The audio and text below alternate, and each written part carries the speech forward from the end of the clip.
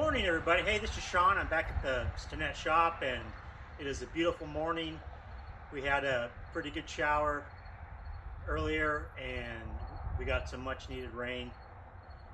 So I'm back at the water lines from the main PEX line to the house, and here's what we got going on.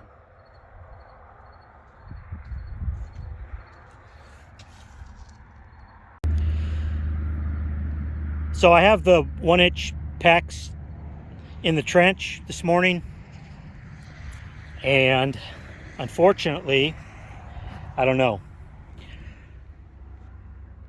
I got that one fitting on the left cut a little too short, and that my OCD, that'll haunt me. So I'm gonna cut that out, and I'll have to put a nipple on there and get the pipe on the fitting as far as I can. You know, I did measure twice, but I did cut twice. So unfortunately for me, that little piece I took out was a little too much.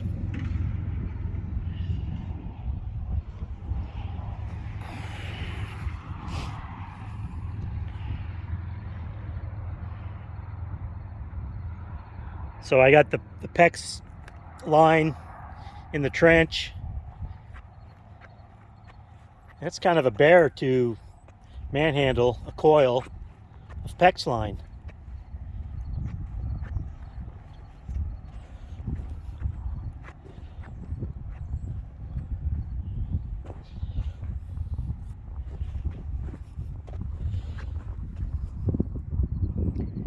And it is just absolutely gorgeous out.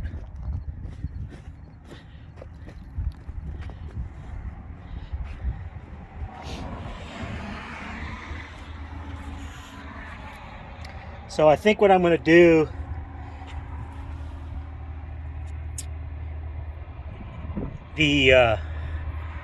I'm certainly not a plumber, and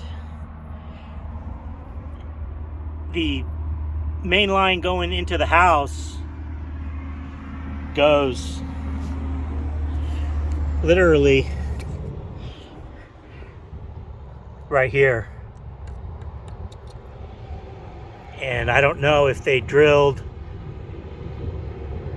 into a 2x12 or whatever's under there, or if they bored through the stem wall or between the stem wall and whatever framing there is. I'd like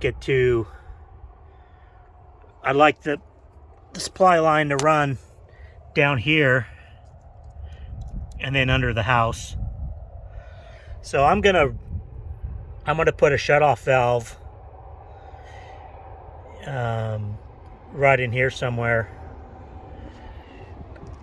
And I noticed this drain line, you know, it was kind of encased in concrete, and I don't know, certainly it's not the original, but I had to chip that out with a chisel and a hammer.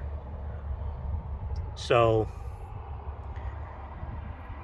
I'm gonna run the shutoff valve as long as I can, and then I'll just wrap it in insulation, and so I can still get to it without having to have an excavator.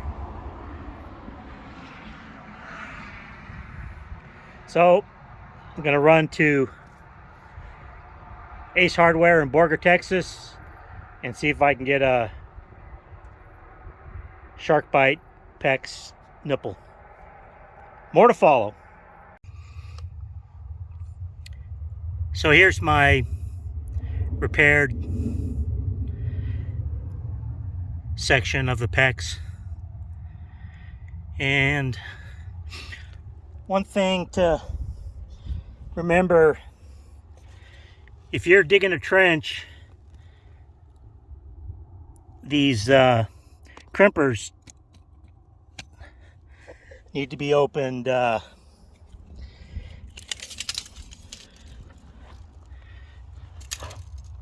roughly 20 inches to get them around the pipe. So you need to allow some working space. You know, a lot of people use a 12-inch bucket, but you'd have to dig out enough that you could get the crimpers opened up, and then they're really a bear to close, and you really need to be as close as you can to the tool.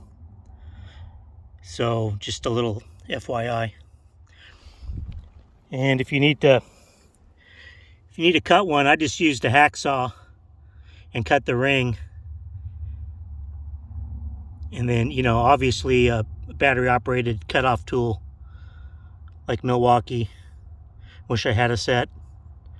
Stomp stomp would do the job perfect. So I got the shutoff valve installed on the PEX in the trench, and I think I'm going to get a steel barrel and put it over this, or run the valve through the bottom of a steel can or barrel, and I'll have a lid on it, and that'll be my access point for shutting off the water. So I got the line ran in the trench.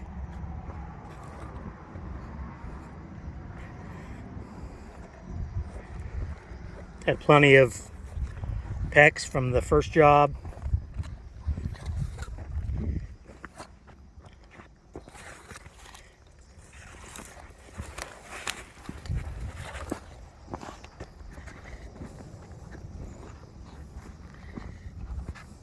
Pretty deep here. Armpits are brushing up against the side of the pit. And this is where it intersects with the main PEX line. And all my repairs are done.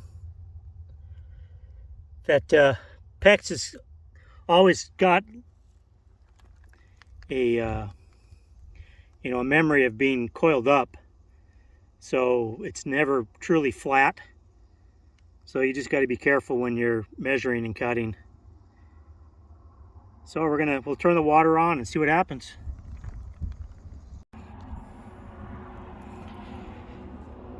Well, I got the water turned on, and I'm sure this is going to be full of air.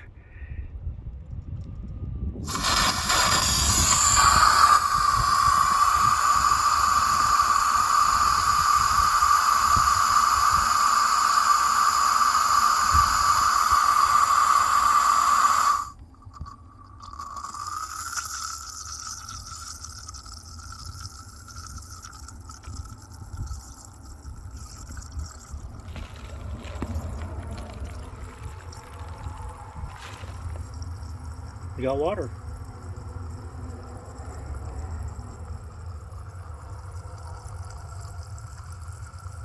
Nice.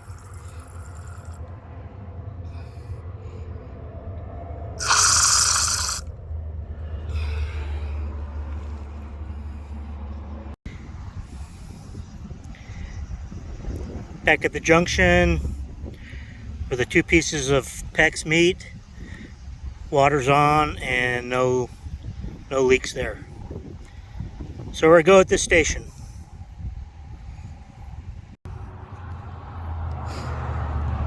Well, I think we're going to stop for the day. I got a couple feet of dirt backfilled in the trench.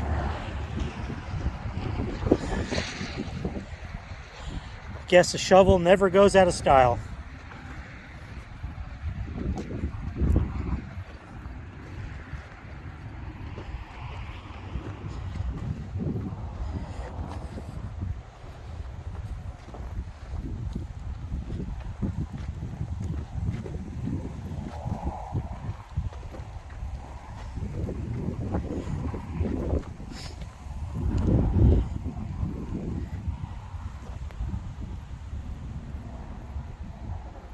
Little lizard. Water's on. Everything's good.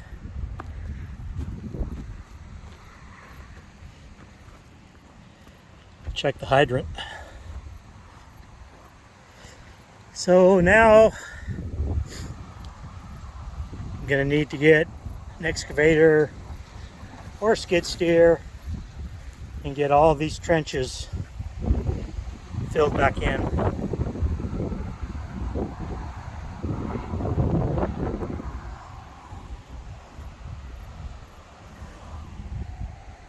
And work on getting the stump out. You guys be careful, be safe, have a good day.